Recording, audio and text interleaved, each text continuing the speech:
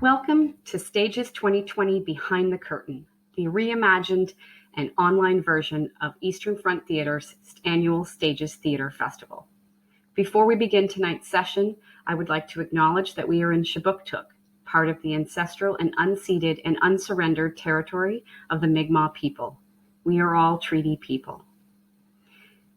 Tonight's session will be recorded and will be available online for the duration of the festival. You can find the link to the recording on Eastern Front's Behind the Curtain webpage. Without further ado, I turn it over to tonight's guests. Thank you. Hello and welcome. I'm Pamela Halstead, the Artistic Director of Playwrights Atlantic Resource Center, and it has been my great pleasure for this last 10 months now to be working with a group of fantastic emerging playwrights. So through Eastern Front Theatre and with the support of RBC, we have been meeting monthly since September, and each of these playwrights has been working on a different project over this time. Two groups that are involved with us, Lily Falk and her piece Crypt Hand, as well as the New Pants Project, both have their own projects in the Stages Festival, so please do check those projects out. And I tonight am going to interview the other 4 projects that are in the unit, and we're going to get to hear a little bit of background material, meet those playwrights, and get a sneak peek at some of their plays. So first up, I'm going to ask Santiago Guzman to join me. Hello, Pam. How are you doing? Santiago. Santiago is a playwright who's based in St. John's, Newfoundland. He's originally from Mexico. Tell us a little bit, Santiago, about who you are and how you ended up where you are. Totally.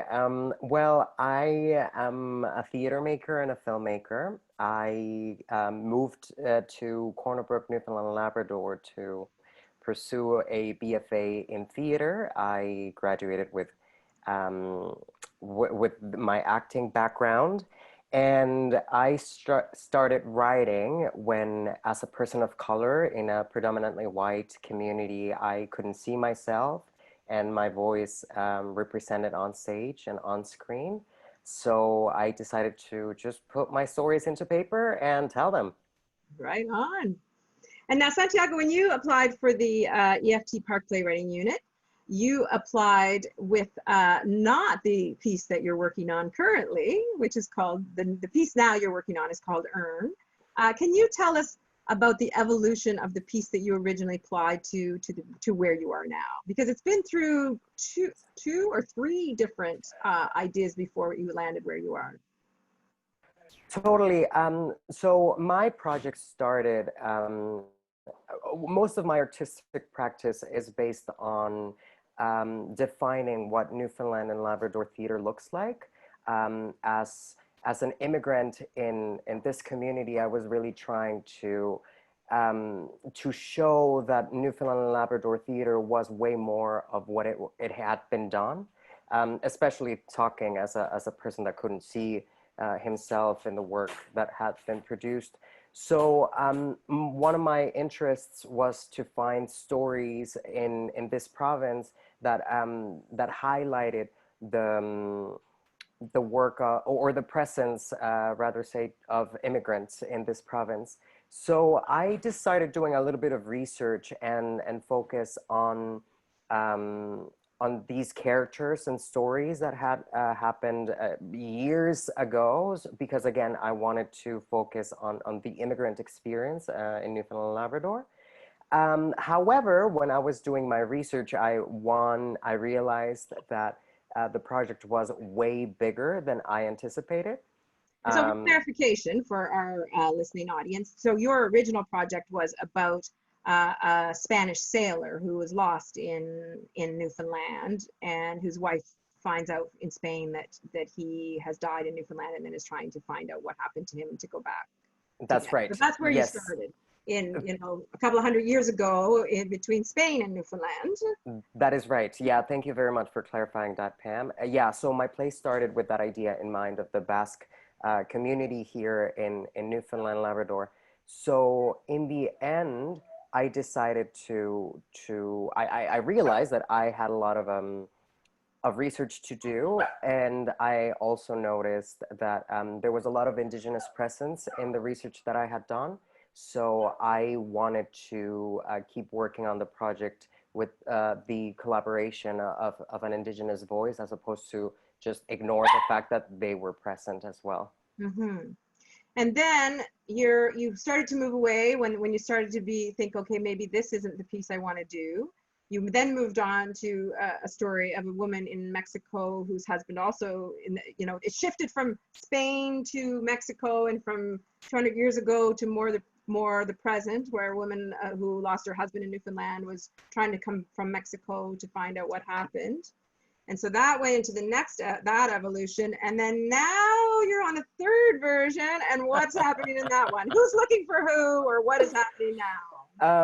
So it's super interesting, because even though I'm in like the third version of this story, it all comes from the same place, which is this idea of belonging, and this idea of making a place your second home, or in this play that I'm writing, Earn, the definition of home. Sorry, my dog is barking. I Okay, apologize. you can let the dog in if that will make the dog happy. Yes, I think I'm gonna let him out. I'm so sorry. Just give me 1 second.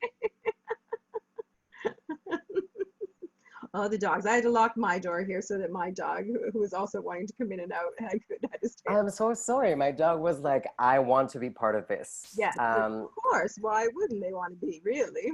Totally. Sorry about that. That's all right. The question of home, the question of belonging. Right. Yeah. So in my original idea, it was this Basque sailor that came to Newfoundland and decided to embrace Newfoundland and Labrador as his new home.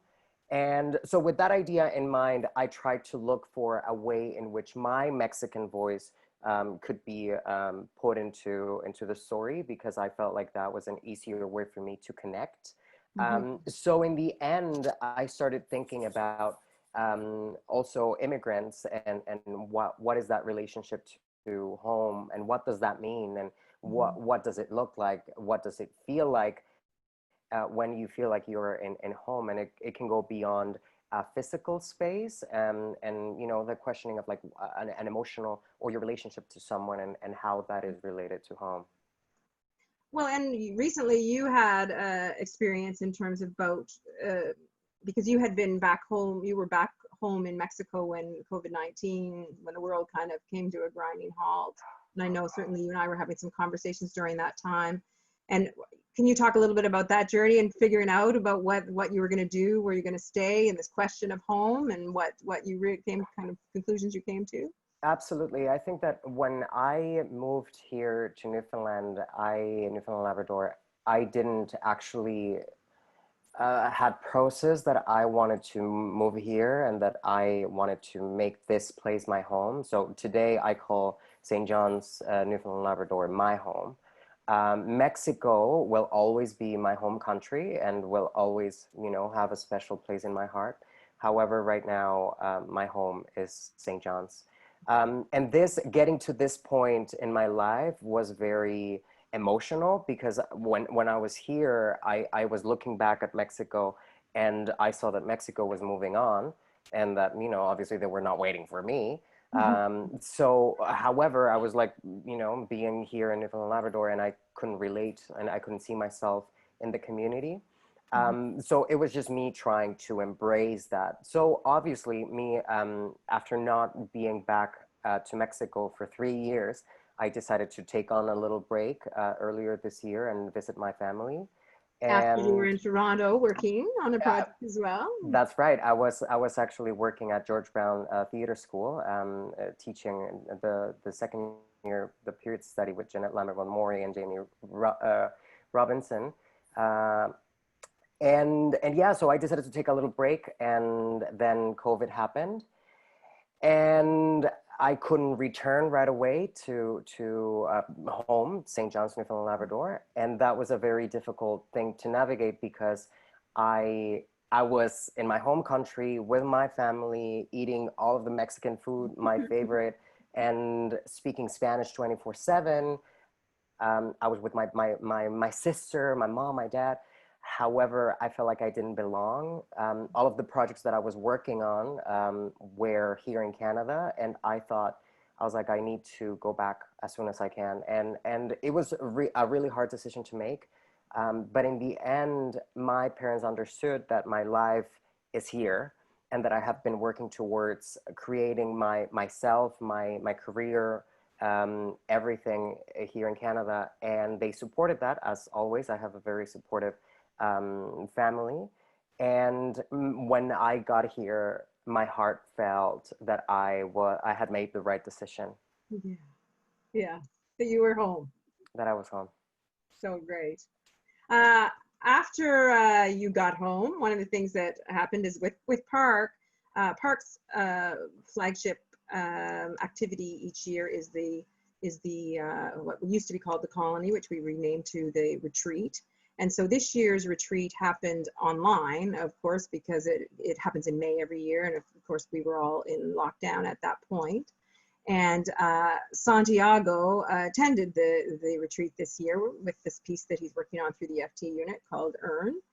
And one of the things that we got talking about as we were trying to figure out how this was all going to work, because normally with the retreat, there's a core group of actors who come, and the retreat happens at Mount Allison University in Sackville, New Brunswick, and there's a core group of actors who come and are there, and they are in all the plays. But Santiago, tell us what happened, because we ended up being on a remote colony. Well, that experience, I mean, obviously I was a little bit, sad that we couldn't actually gather in Sackville. I have never been to New Brunswick, so I was like, yes, this is gonna be great. Yeah, it was a little bit disappointing. However, I was really grateful both with EFT and PARC for pushing through and actually engaging an amazing lineup of playwrights, and I was truly humbled to be part of it. So the playwriting residency was very interesting for sure, to like how to manage like all of the online component. But I must say that to me it was very beneficial, because my obviously the work that I'm producing is very culturally diverse. And so it was a great opportunity to actually hire Latinx performers that were in Toronto at the time to read for me, and that was an amazing experience, being able to hear these actors say the words in the mouths that I imagined. So that was great. Yeah, it was fun, and it was amazing because, well, besides there were a number of actors from Toronto we used, but we also I put out a call for a Ukrainian speaking actor and found one in Toronto. We needed a Japanese speaking actor. I found one in Calgary, so I was able to hire actors from all across the country for the retreat, which was great. It's definitely a bonus of the COVID-19 situation.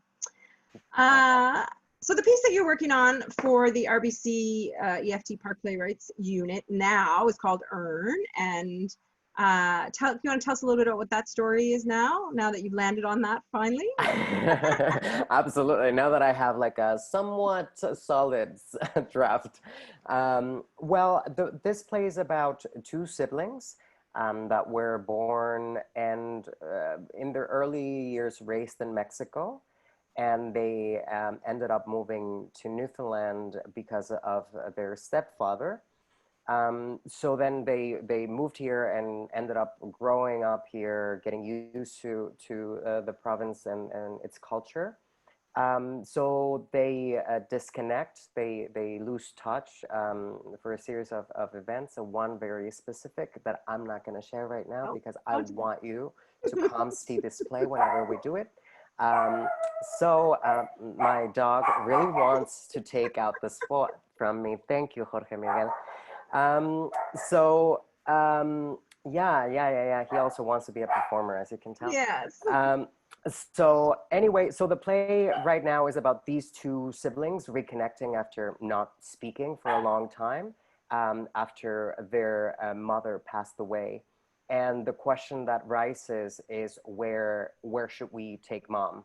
Should we take her back to Mexico, or should we bury her here in Newfoundland, Labrador? Great. Without further ado, I'm going to shut off my camera and mic, and you can give us the reading from your piece, Santiago. Excellent. Thank you very much. And you will see now that my screen is bright because I have my script right here. So I'm going to share the first scene of my play. called Urn. It's still a work in progress, but I hope you enjoy. 1. A funeral home. St. John's, Newfoundland, Labrador. Present. Mariana, 32, sits alone in the lobby of a funeral home. In front of her, a modest urn with a single white flower resting on top of it sits on top of a small coffee table. Mariana has her winter coat nearby, purse in hands, and a blank stare in her eyes. A door opens slowly. Mariana wakes up. Hi, I know you're closing soon, but I am just waiting for someone. Is it okay if I wait 5 more minutes? If he doesn't show up, I'll leave, I promise. Thank you so much. The door closes. Mariana looks at the urn. Ay, mamacita. I was hoping we would.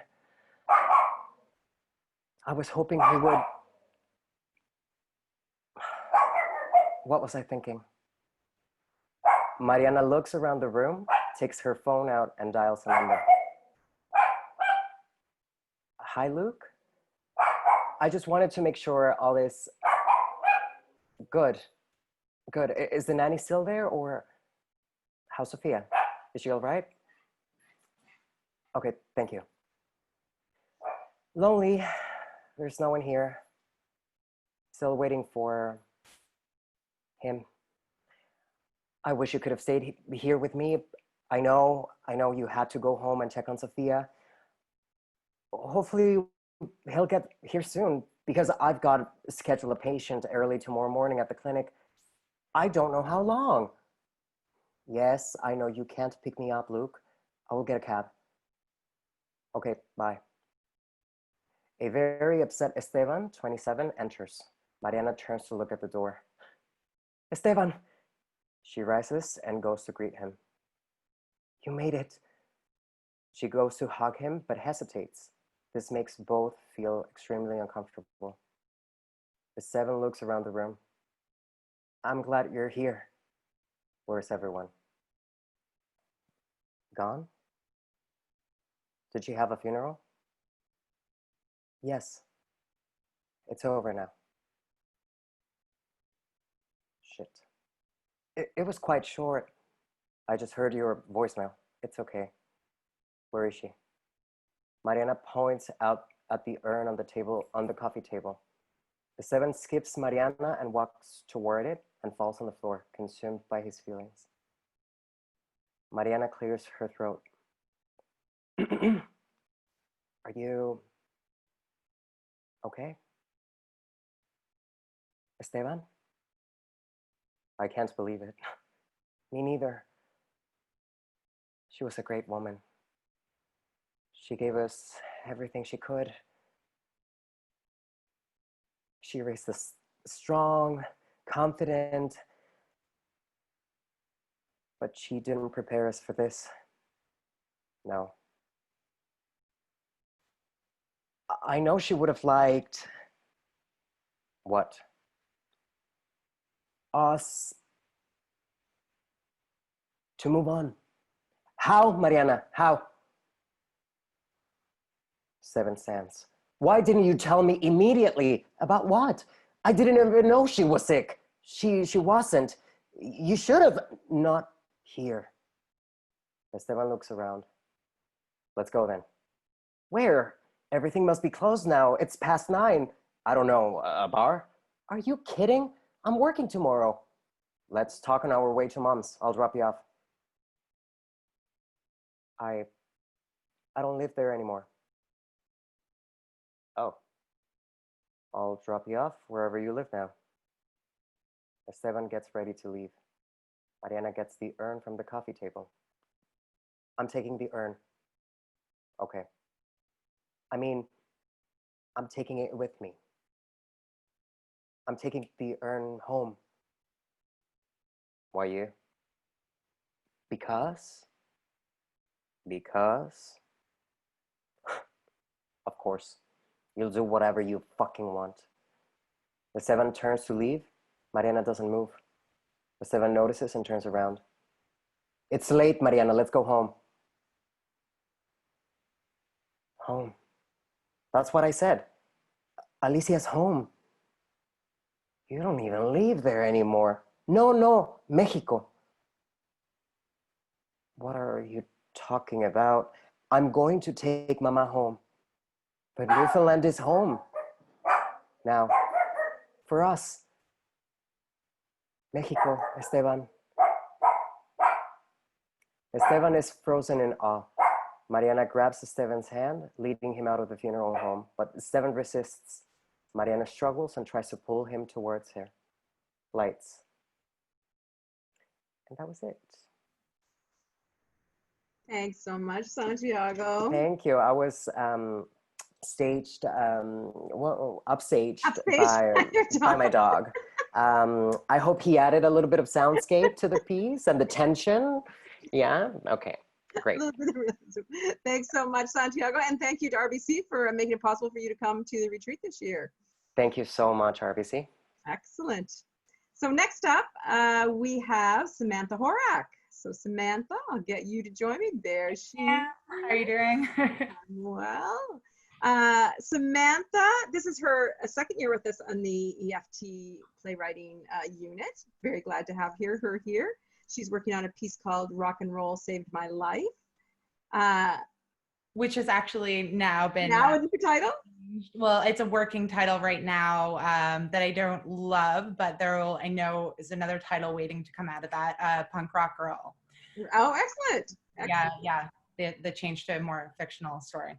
Excellent. So Samantha, do you want to tell our viewing audience a little bit about yourself and your background, like what got you into playwriting and how has that journey evolved?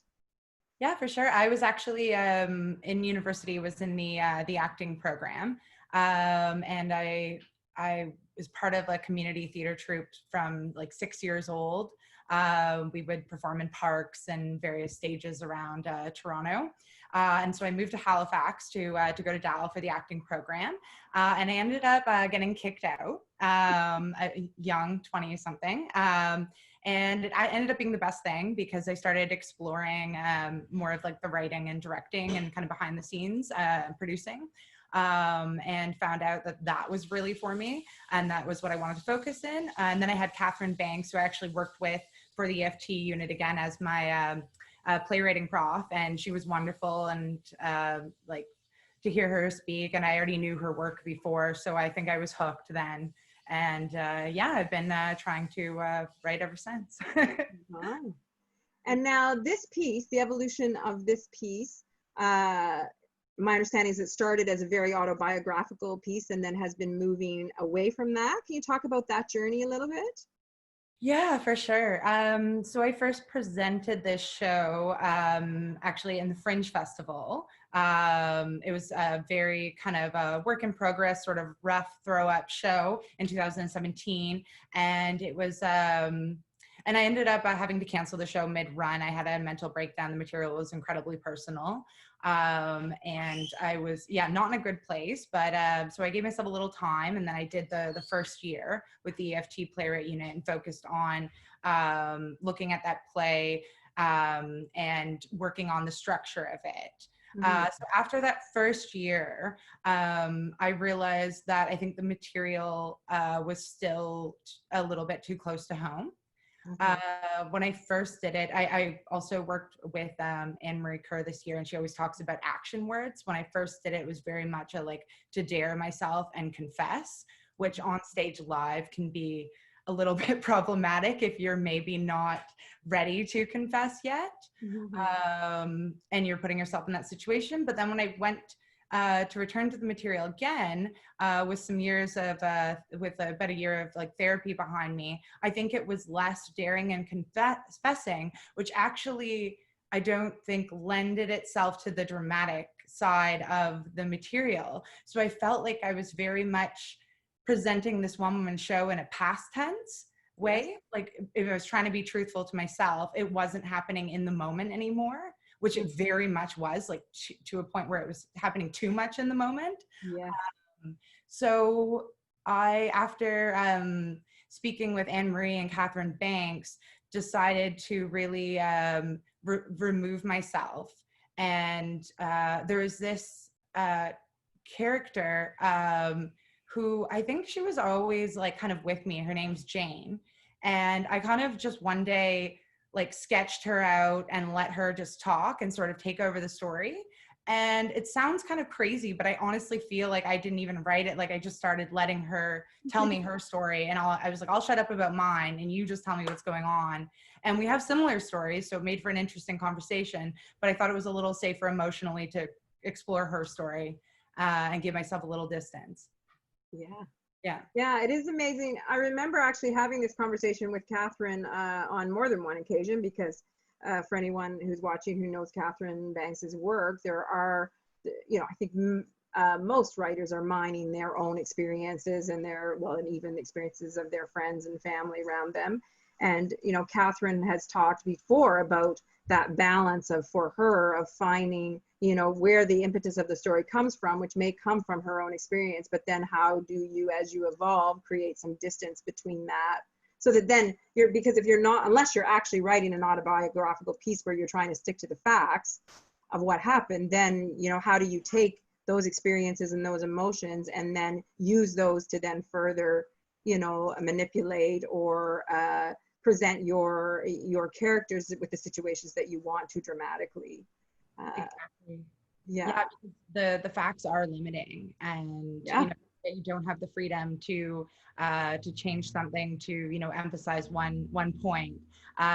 You really are sticking to the structure. Like when you're looking at the structure of that story, and even though you could present it in a non-linear way, and there are tricks, there is something that's sort of limited about that. And when you all of a sudden turn to a fictional story, keeping with like the same gesture of something, there's so much more freedom. Yeah, because then you have freedom to make those characters do things or say things or behave, respond in ways that were maybe not was not your own situation, or and also to take them to places, to use your own experience as your way in, but then take them to places that you never went, right? It's like, and so with your script, Samantha, obviously you're talking about there may be a new title. There's also, it has evolved in terms of characters, right? So you mentioned Jane. So you've gone from, when you originally conceived it, it was conceived as a solo show, correct? Yes, sort of. A solo show, and then two metaphorical one metaphorical character was turned into two metaphorical characters, and now the show has real people, and there are no metaphorical characters yet. And I think I'm okay with that. I've been more, I think, interested in this draft and exploring the relationships between the characters, which has kind of been refreshing after diving into my own head and having these characters that were metaphors and kind of parts of myself. And I'm like, let's just put that away for a moment and like kind of work with four real people. Just kind of fun. It's a nice change. And what would you say thematically is what you're exploring in this piece, Samantha? Right now, I think the most exciting thing for me is the relationship between the two women. So the idea of like women bonding and holding each other up in situations, in communities that are maybe very male dominated, and how we can find ourselves in situations where we're normally maybe, it's normally presented that women would be against each other, and kind of flipping that around and and finding like the freedom of like holding each other up in these situations. So. And in the context of your play, this male-dominated environment is the punk rock world. Is that right? There's a very there's a music community in this town of Fairfax, and it's a very male-dominated community. And I think the young woman Jane really does feel like she's kind of living in the shadow of these male presence, this toxic relationship. Her father, who's a very well-known musician, and then this. Other gentlemen she meets after, and they're all sort of different aspects of the music community, and she's sort of always in the shadow of these like male presence in her life. And so just before we look at your section, do you want to also speak to the fact that your piece it has music, right? Because it takes place in the rock and roll world, punk rock world. And do you want to talk a little bit about merging the music with the text and how that all works or how that evolves? Yeah, so it's not really a musical. It's a play with music, and I very much, I think, at the moment want the songs actually to, like, yes, be merged thematically with the text, but I do want them to feel like almost showpieces. Like the moment goes from real scene to rock show very quickly. So we maybe wonder if these were elements that she drew from her life and are presenting them in the show, and we're sort of getting the what's happening around these moments. So there is an element that right now they're not meant to be totally blended, and I'm still in a very early stage, so that could change. Yeah. But that was sort of my logic behind what's going on with the songs right now. Great. So Samantha, do you want to tell us what you're going to share with us? And yeah, so I was going to share page 17, but actually that's now page 1 after meeting with Catherine. We did hear that. Catherine was over for supper the other night, and she mentioned, she's like, "Well, Samantha, your play starts on page 17." and so for this new draft, it starts at 17. That may change, but I'm into a brand new draft, and this is very new as well. So I'm incredibly terrified to be reading it, but what the heck, I'm gonna do it. So it starts right at the very beginning. Great. And yeah, should I? Yeah, I'll turn off my camera and you go for it. Share with us what you got. All right. I am not nervous at all. Not nervous at all. And I'm just gonna talk through the song, and we'll see how that lands. Yeah, that's great. Or sing through the song too. Yeah. Yeah. All right. Okay. Jane and Joey are in the punk house. The place is littered with instruments, patch cords, and ashtrays overflowing with cigarette butts. Beer cans are scattered everywhere. Jane sits on a piss-stained mattress playing guitar. Joey sits on the ripped-up sofa staring out the window with a bottle of whiskey in hand. I think I have a verse. It sounds like the other song. No, it doesn't. Does it? I can't write anything. Jane keeps playing. I don't think it sounds like the other one. Jane looks up to Joey to see if he's listening, but he isn't paying attention. What about this? Babe? Joey ignores Jane. Oh, fuck it. Jane gets up, straddles Joey, but he pushes her away. Jane snatches the bottle of whiskey and takes a swig. Joey tries to grab it back. Don't. Give it to me. You can't. Just let me have. You really shouldn't. I'm getting rid of it. Why? Because it's my decision, and I don't want to raise a kid in a punk house. Why do we need a nice place to raise a child? I woke up to a rat in the living room today. There was a fucking rat inches from my face. Look, I'm not saying that it's not a huge responsibility, but you sell drugs and busk, Joey. You're being a classist. Don't turn this into another class disparity debate, please. What? You think you're better than me because you went to a fancy school? You're an idiot, Joey. Idiot? I think you can do better than idiot. Moron, ignoramus, fool. I can go on. Yeah. Nitwit, thickhead, dum-dum, and everything that is the opposite of the genius that you think you are. And no, I'm not a classist. I'm very much a socialist, but look around you. We live in a capitalist world. You don't think anything through. You have all these grand ideas about how the world should work, but what are you actually doing? Nothing. Absolutely nothing. Where's the action, Joey, huh? You sit here and you get fucked up all day. How's that going to change the world? My music. And what are you doing with that? You're going to change the world by playing your protest songs to tourists on the waterfront? You don't do anything anymore. I mean, what happened to your zine?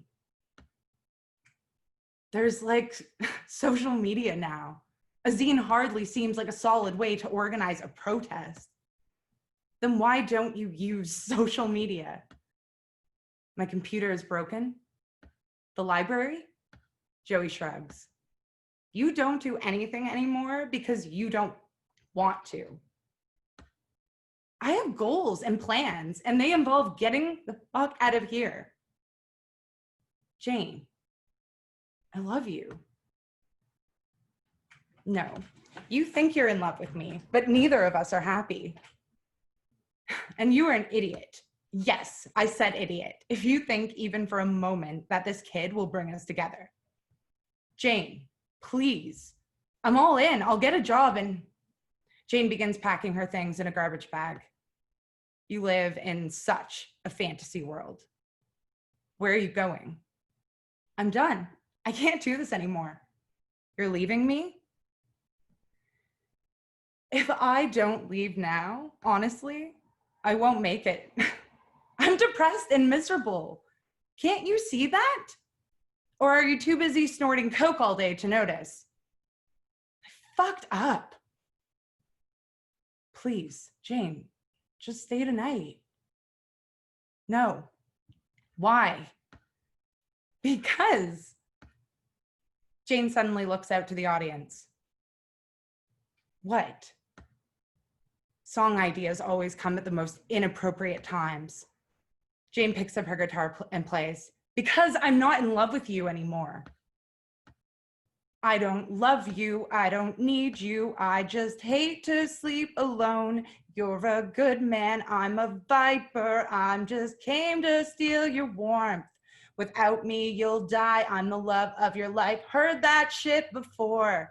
Fantasy quickly dies. Rotten apple of your life. Crave me to the core. I don't love you. I don't need you. I just hate to sleep alone. Face went deadpan, body's lifeless. Guess time for me to go. Always want what you can't have. Naked chicks and goodie bags could have had me any night. Now I'm gone, you wanna fuck. Guess you're running out of luck, cause picture girls don't put up a fight. I don't love you. I don't need you. I just hate to sleep alone. You're a good man, I'm a viper. I'm just here to steal your warmth. I don't love you, I don't need you. You just give me what I want. Don't make me breakfast in the morning, cause I'll already be gone. Don't make me breakfast in the morning, cause I'll already be gone. Sorry, Jane unplugs her guitar and exits. The end. Of the scene. Right on, Samantha. Well done, you. Thanks. It's still right. Thank you so much. Thank you for sharing that.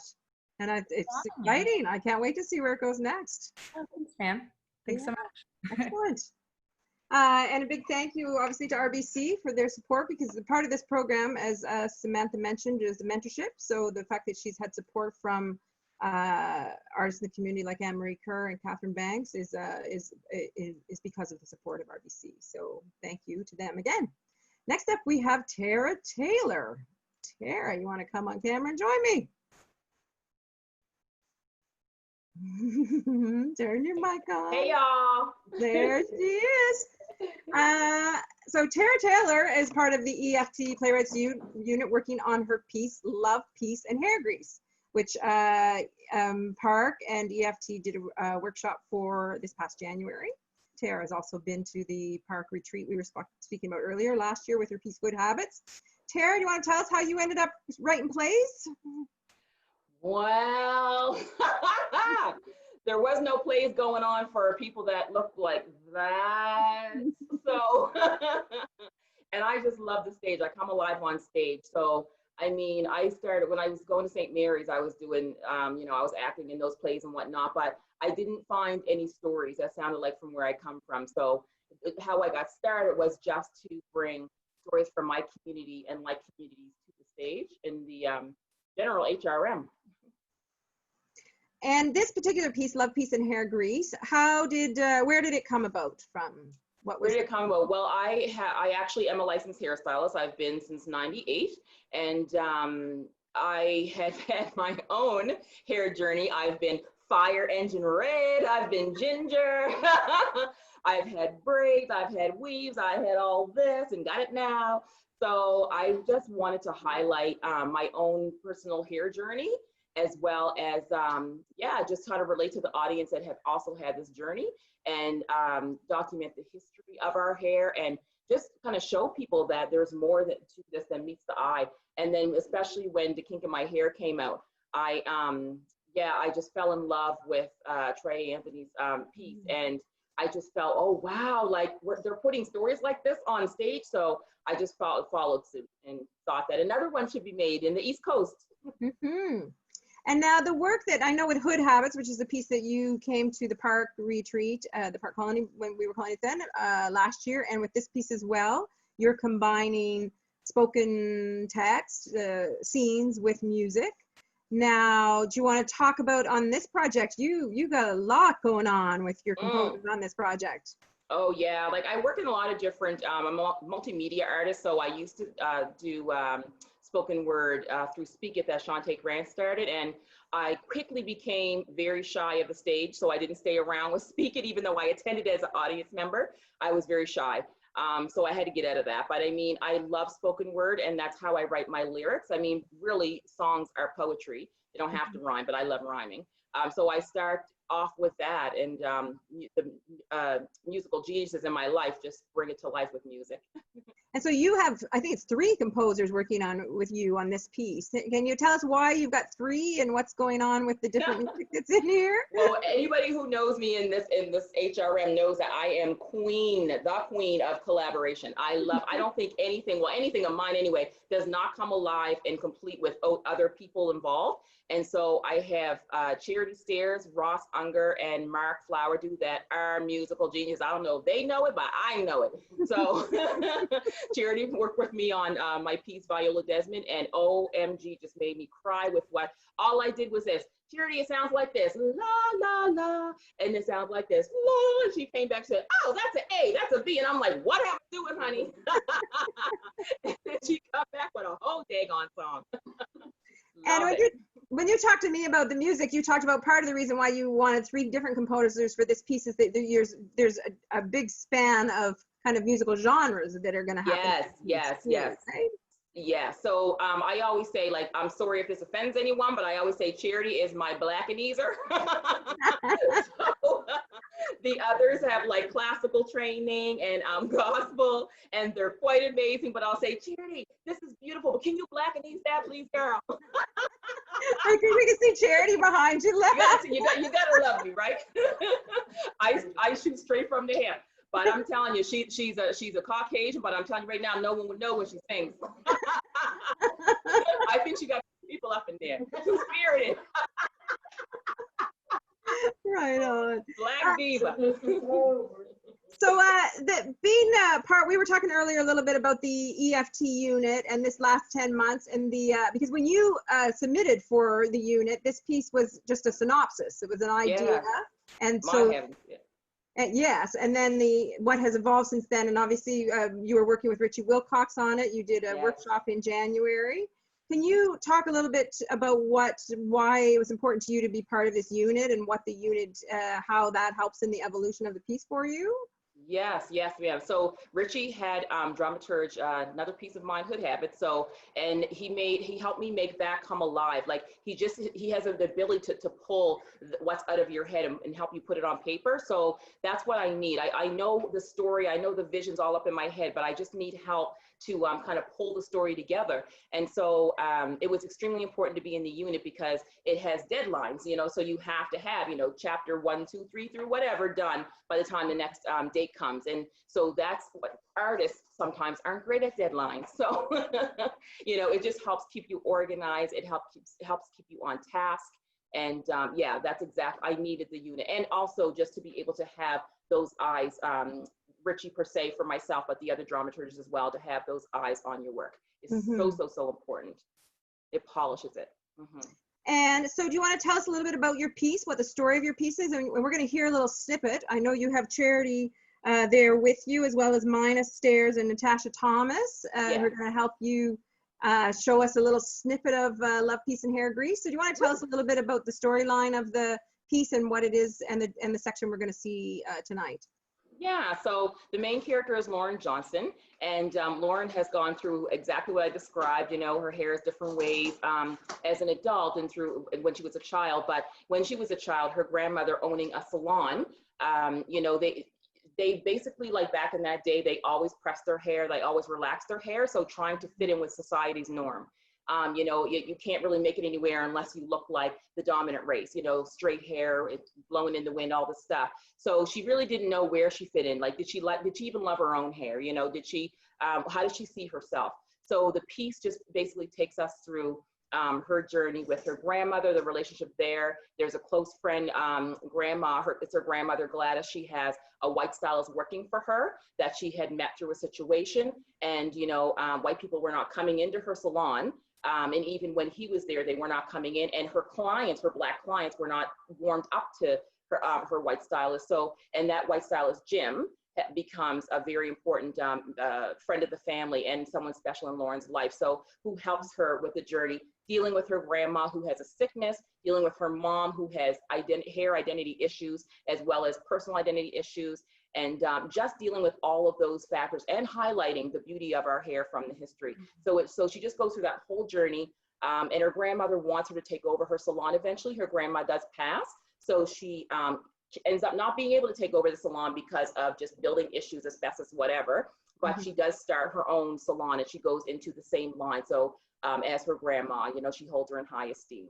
So yeah. Exciting.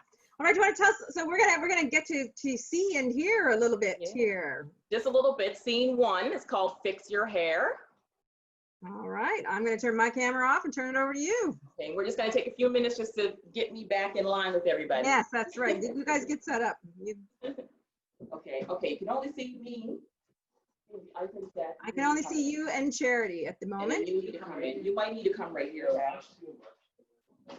Everybody's snuggling there. Okay, there's one. Okay. Ash, come right here because we can still see Charity. Yeah, we just need, there we go. There's Natasha. We need her in there too. 3 of you are gonna have to. Sorry, folks, for not social distancing, but you know. All right, I can't see Natasha. Okay. You see your arm. Come on, Natasha. Here, I can move over some. Oh yeah. Okay. Oh, I don't want to come to you. That's okay. All right, here we go. Okay, all right. Can y'all see us? Oh, Yep. okay. Natasha right. can lean in a little bit, but when Natasha leans in, we can see you all. There we go. Go ahead, baby. Scene 1, Fix Your Hair, Love, Peace, and Hair Grease. Lauren Johnson, 34 years, August 2010, is sweeping her salon alone in half-lit lighting. Stage left. It appears to be in reno mode. Lauren is looking at a picture of her family when she was 12 years old. This picture is projected. She is wearing a jumper with an old t-shirt on. What makes a Black girl despise her design? High acid divine. Is it the kinks in her hair or the kinks in her mind? Her cell phone rings. It's her uncle by choice, Jim. Lights fade up. Lauren, you're gonna miss it if you don't put down that broom. How'd you know? Uncle Jim, I'm not gonna miss it. It's queued up on my laptop, and even if I did, you can buy the archival recordings. Well, excuse me, Miss Lauren. All right then, I'm tuning in via my 1950s transistor radio. I'll call you back when it's over. So proud of you, honey. Bye. Bye, Uncle. Music starts. To Boss Up Girl. She hangs up the phone, puts the broom away, and clicks a button on her laptop. Uses the broom as a mic. No weapons formed against you shall prosper. Boss up, girl, boss up. Walk in your purpose proper. Caught up pleasing others' dreams, desires from sick to dying. Don't listen to that voice that stops dreams from flying. Boss up, girl, step into your own. Lauren rests in a client chair to listen to the radio program. Hey y'all, I'm your host, Angela Keita Real Wilkinson. Welcome back from the commercial break and thanks for tuning in to Locks and Load Radio. We're here where we interview women making waves in the natural hair movement. No kinks, no coils or curls like on your first station and left behind and your number one station downtown Halifax. That keeps it real for Afro texture hair community. On stage left as Lauren spins around her chair. Stage right, unbeknown to Lauren, we see three holographic women chatting and laughing at what seems to be a celebration with their afros, curls, and coils. All levels of Afro textures here are unique and beautiful. It will be different lengths, texture, strength, and health. It can be tightly curled, loosely curled, very wavy, slightly wavy, or straight. Holograph women fade away. This is our exclusive. If it ain't nappy, we ain't happy. 1 hour edition. Here in the studio today is celebrity natural hairstylist and author of her story, My Hair Journey, Miss Lauren Johnson, on this beautiful summer day in August. Welcome, Lauren. Thank you, Angela. I'm glad to be here. Lauren rises to tidy up a few things while she listens. She turns off the volume. I'm holding a copy of your project that has been 10 years in the making. Well, you answer my first question, girl. Saw my booking process. So, Lauren, why now? What is the story behind the story? What enticed you to write a story about our hair and opened your own salon? Your grand opening is only weeks away. I'm so excited. Well, when I was about 12, before taking a shower, I remember I pulled my t-shirt off, but keep the crook of the neck on my head. I would close my eyes and tilt back my head, swaying it from side to side. She puts her t-shirt up over her head the way she explains while listening to herself on the radio program. Feeling the t-shirt on the lower mid of my back, it felt so damn pretty. T-shirt flipping, hair straightening, weave, patting and scratching. Playing her head, then tying in a way that looked like she was on purpose for a head wrap. I wondered, what makes a Black girl despise her design? I asked the divine, is it the kinks in her hair or the kinks in her mind? Lauren stands up, looks over to stage right, lights lower, up on a flashback scene of her working in her grandmother's salon. It's the late 70s. Gladys, Nan, wearing pin curls gathered around the base of her hairline, is doing a client's hair in her salon. A stacked perm, the classic Donna Summers look. We see the signage, Blessed Tresses Salon, hanging from the door. Jim is styling a wig for another client. Lauren, 12, sweeps up the hair from the floor, stage left. Girl, I don't know why you think you need to stay with his behind. You're a strong Black queen, and a pretty one too, especially after I finish with this do. Lauren, when you get finished with that, I want you to go in the back and fix your hair before your mother gets here to take you to choir practice. Turn up the TV for me. Soul Train's coming on soon. Lauren makes her way to the TV. There's a commercial playing.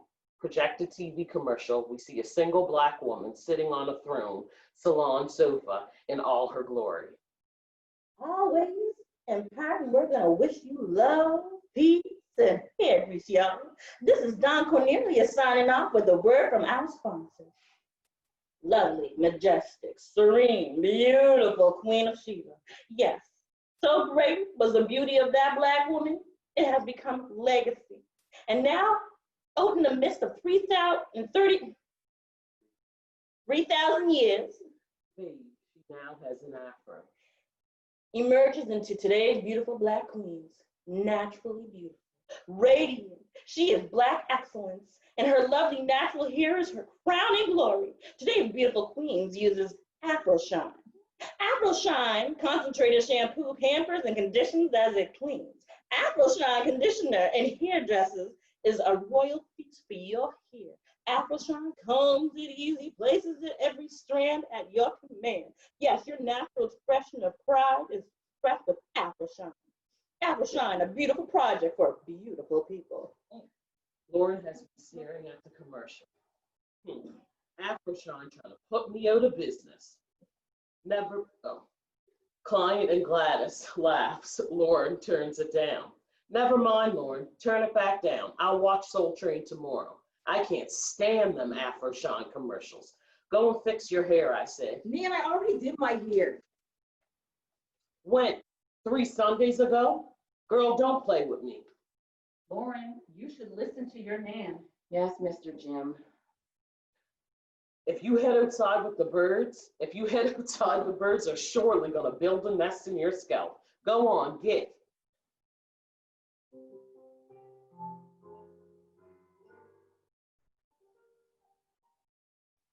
If you're Need to talk about fix my hair. But what should I do with it? Fix your hair. It won't lay, can't slay. But what should I do with it? Fix your hair. Fix your hair. Go press that nappy head. What should I do?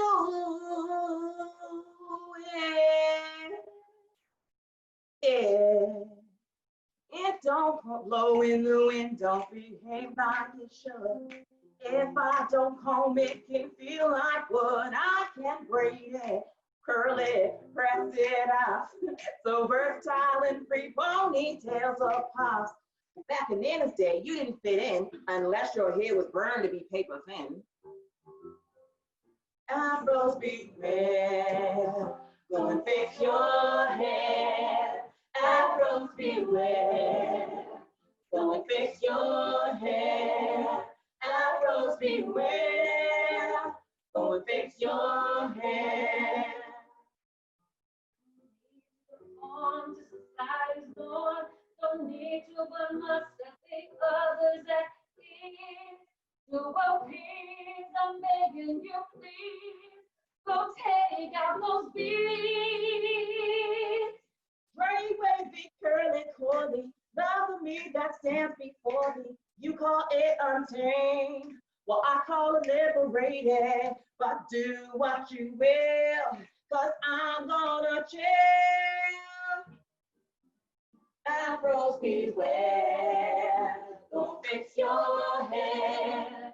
Afros beware, go fix your hair. Afros beware, go fix your hair. Afros beware, go fix your hair. Afros beware, go fix your hair. Afros beware, go fix your hair. And that boss love behaviors, y'all. Thank you so much, Tara. And to Natasha and Charity and Minus, thank you all as well. Well done. You're welcome. Right on. Next up, last but not least, we have the Tiny Teapot Collective. It's made up of Bryony Merritt, Ryan Gallant, Emma Vickers, and Abby Weisbrod. If you folks can all join me. Hi. Hi. It's missing Abby. There she is. It'll be okay. Hello. Oh, Tiny Teapots. Bryony, do you want to tell us how the Tiny Teapots came to be? Oh yeah, we were lucky enough to meet last summer. We were working with Festival Antigonish, their young company. So the four of us really hadn't met before. Well, Emma and I had at university actually, but as a group, the four of us hadn't worked together. And then we ended up working on a musical there and doing some collective creation for the Theatre on the Town short plays. Mm-hmm. And so the piece that you're working on for the EFT, the RBC EFT PARC unit is a piece called The Station. Yeah. So Ryan, do you want to talk to us a little bit about the whole idea of working collectively? Yeah, absolutely. This particular piece, it started off kind of toward the end of last summer when we were working together, and we kind of agreed that we had a good thing going, and so we couldn't let it end. So it started off with this very vague idea of we should do something about Nova Scotia, and we should probably do some music. That was where we started. So with our group, we always have this really good balance of finding new ideas, and our roles during the summer was a little bit different. When we worked together at Festival and Ganesh, we just kind of all had our laptops open and we worked on a Google Doc to write a script. Bryony would write a line, Emma would respond, Abby would respond, I would respond, and we kind of just wrote it as we went. This is obviously a much different process. And so we each kind of have our own different roles to play. And despite all of that, we still always manage just to kind of come together, and when we kind of create ideas and when we're just kind of brainstorming, we ended up with this really different idea based off of the transatlantic cable station that I'm sure someone else will probably mention. And it's really cool to work in a group like this because the four of us seem to always just get each other, which is weird in a way. But it's really cool that even if we don't always agree on something, we pretty much have this thing going where we don't really move forward with something unless we all agree, which means that it could take a while sometimes to make a decision. But then whenever we find that we're all kind of on the same page, and it's very easy for us to be on the same page, which is why I think we're all still working together, because that's kind of a cool thing to be able to just understand each other. And it's never really, well, it's not never stressful. Sometimes it's a little stressful, but it's always like reasonable, and we all get along, and we all come from kind of four different angles, but we end up with this really cool perspective that ends up being, well, hopefully really cool. It's amazing. I always find with collective creation and that it fascinates me, that thing of, you know, and obviously if creatively it helps if you are all on the same page, but that thing of the negotiation that has to happen. I mean, I know some collective creation groups where there's one person who acts kind of as the director, who ultimately sometimes makes the deciding decision, though from what it sounds like from what you're saying is that what you all go for is consensus as the group, and that you seem to be so far able to come to that conclusion. Yes, so far it's working out. That's good. Ryan, you mentioned that the historical component of this piece. Abby, you want to tell us a little bit about where, because this piece takes place at an actual historical site in Nova Scotia, and you want to talk to us a little bit about the historical component of the piece? Yeah, so we were inspired by the cable station at Hazel Hill on Guysborough. And we were sort of just like inspired by that building because it has a lot of historical importance. And we just kind of just did general research on the cable station. And we realized that the station went through its own sort of journey of how it was used and what it meant to the city. And there were sort of 3 different timelines, I guess, that stood out to us.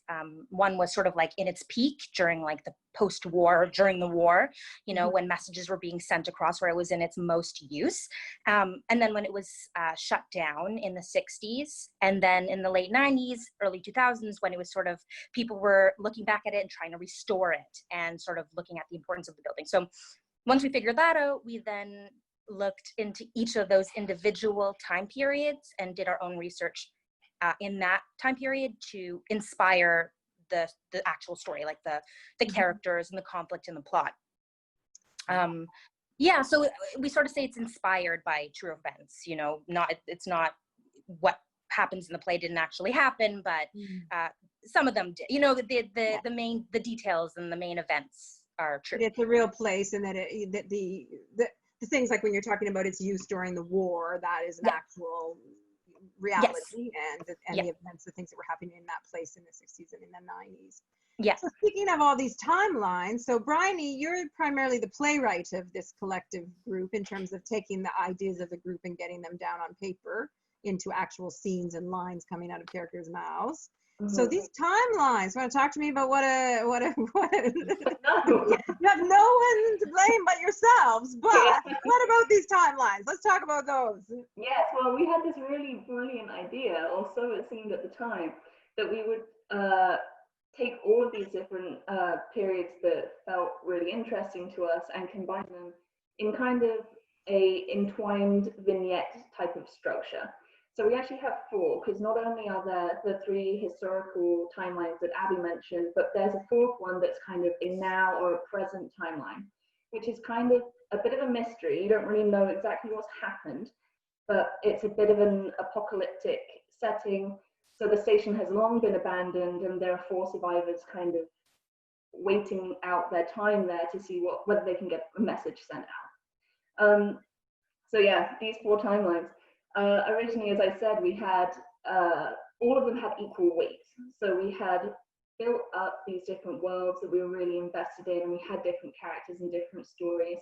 And we thought it was a really great opportunity to kind of explore different parallels and themes that are cross-generational and that kind of come back in different forms and iterations. But then we kind of finished our first round of our first draft. We had a wonderful dramaturgy session with Lindsay Kite, and it was really excellent to hear some of her feedback in terms of like what we'd established really well, and then also these problems that come when you're trying to cram too many characters and too many things into one play. So at this point, we're really quite excited. We've had a lot of group discussion recently about kind of how to restructure the piece, and we're heading into round 2. And so something that was really well timed, I thought, was that after these sessions, the National Theatre broadcast The Barbershop Chronicles, which is a play by Inua Ellens, and it's always set in a barbershop, so there's this kind of element of continuity which is similar to ours, but it takes place in 6 different cities. And while we were having these conversations about how to balance the structure, I ended up watching this play and realizing, okay, they have one that's kind of serves as an anchoring timeline that you always come back to. So as we head into the second draft, what we're really looking to do is prioritize the kind of the now timeline, the current one, and use the other 3 historical timelines as support for the themes that are coming out there. And that's kind of going to be the intangible themes, but then also physical things that can be left behind in the station for these survivors to discover. So it's pretty exciting, and we haven't yet embarked on the actual writing stage, but we're figuring out that new structure and what it's going to look like. It is exciting. It's a bit of a scavenger hunt of how to interweave the things, like when you're talking about. I love that idea of a prop or something that we see actively used in a timeline in the past that then reappears as it progresses through time, and how it evolves, and how the station changes and evolves as well, because it's kind of its own character within the piece. So yeah, very exciting. You mentioned Lindsay Kite. We've talked with some of the other playwrights as well about the different mentors that they've had through the unit. So Lindsay Kite obviously was dramaturging for you. You also got to spend a fair bit of time, both Emma alone and as a group, with Chuck Homewood. Emma, do you want to talk to us about the challenges? Because this piece also, like with Tara's piece and Samantha's piece, also is a piece that contains a musical component to the script. Emma, do you want to talk to us about some of the evolution of the music and how figuring out how that fits in with the work that you're doing? Yes. So when I first began writing music for the piece, I didn't approach it as people normally would, I think, when writing a traditional musical. I just began writing songs without knowing context, characters, or even really what the piece was going to be about. We just knew it would be something set in Nova Scotia, and then we had the idea of the cable station. And so I'd write some short songs and send off the drafts to the group, and we'd all say kind of our ideas of what we thought. We had this image of people sitting around a bonfire, and there was something wrong. There was something not right going on, was the idea of the music fitting in there. So Bryony just would take ideas that I have of little song snippets and work them into scenes and figure out, oh, maybe this character is going to be singing that, or this could work here. Or Bryony would tell me, I think we need a song to fit in between these 2 characters. So I'd go off that idea, but never really writing specifically for a character. We always added that in later. So then when we worked with Chuck, we realized, okay, sometimes this can work, but sometimes maybe not. We have to figure this out. And so he pointed out, since we're not following the structure of a more traditional musical, we can throw away all those rules of how you fit in songs with characters. So he said, basically just don't try to do anything traditionally. So we had the idea of some songs being done more as a Greek chorus idea, and also like a soundtrack for it, for the show. So that helped when we got feedback from Chuck and also from Lindsay Kite as well.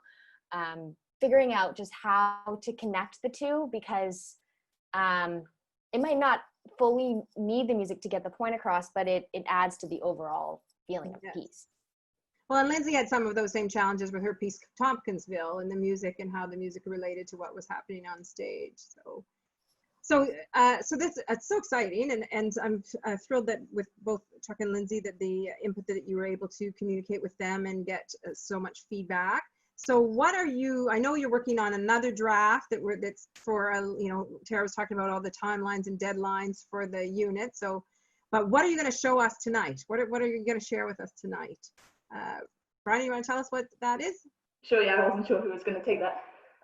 We have got a little snippet of the first scene. So this is the now timeline that's going to become our primary timeline. We're kind of jumping in the middle. And we're actually going to begin with a song. So Okay. I think the rest will be self-explanatory. All right, I'm going to shut off my mic and camera, and over to you all. Thanks so much. Scene 1. Now, we join 4 survivors in an abandoned transatlantic cable station at the edge of Nova Scotia. Fire sputters in a metal trash can. Outside, a storm is building. I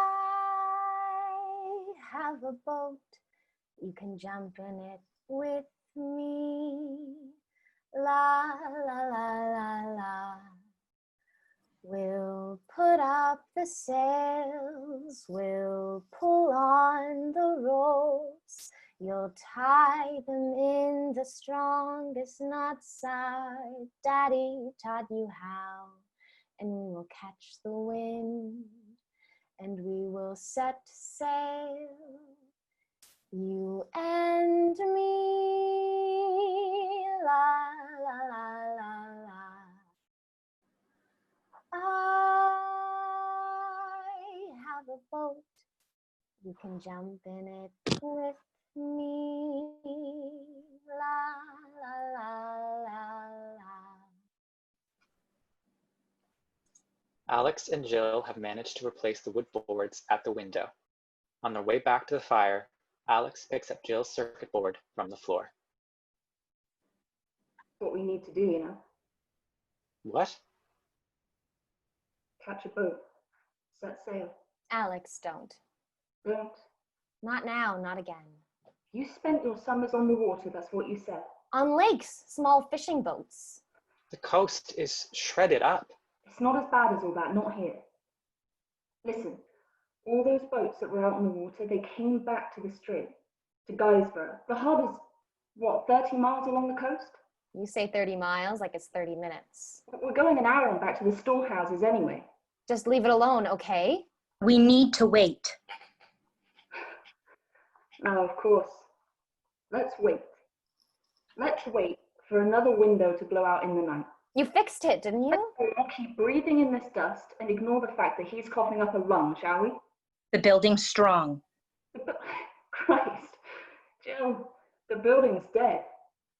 These things you're playing with, your toys, they're dead. She tosses the circuit board at Jill's feet.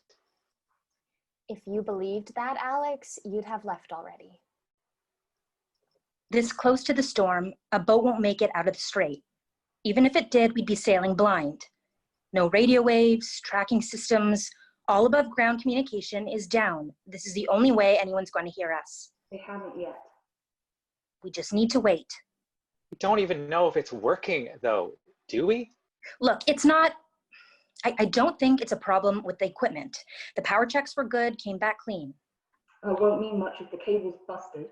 No, but like I said, power checks were good. It would have shown, I'm sure. So what are we waiting for? It's a two-way system. There's got to be someone out there to read what we've sent out. What do you mean, what we've sent out? The cable might be fine, but if there's no one there to read our message, it won't matter, right? And that's only if the cable survived 100 years on the floor of the Atlantic. In this storm, there's no way. That's the same ocean you want us to set sail on. What do you mean, what we've sent out? You've already got a message through? I tried, yes.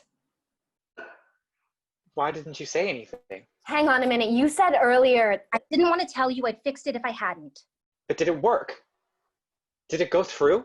I think so. I don't know. What did it say? I sent them our location, that's it. No. You tell us exactly. I wrote it down. When? When did you send it? A few days ago. I've been sending it every morning, every evening. And nothing's come back? Not yet. So how long were you going to wait before you told us it wasn't working? Alex, just... Or did some of us already know? What? Did you, though? No, Sammy, of course not. Jill turns back with the paper message in her hand and offers it to Tessa. She didn't know. A momentary standoff before Tessa takes the paper and moves it into the light of the fire. 4 survivors, Hazel Hill, Nova Scotia. Site active, storm imminent. Please respond. Another gust of wind. The lights flicker and die, leaving only the fire burning. The end for now. Great. Well done. Great music too. It's so fun. So we've been talking about these pieces for so many months, and it's so amazing to hear. I'll hear all these snippets. I'll get the other playwrights to come back and join us too. So Santiago and Tara and Samantha.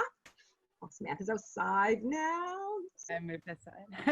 Don't blame you. And Tara. Tara's going to join us again.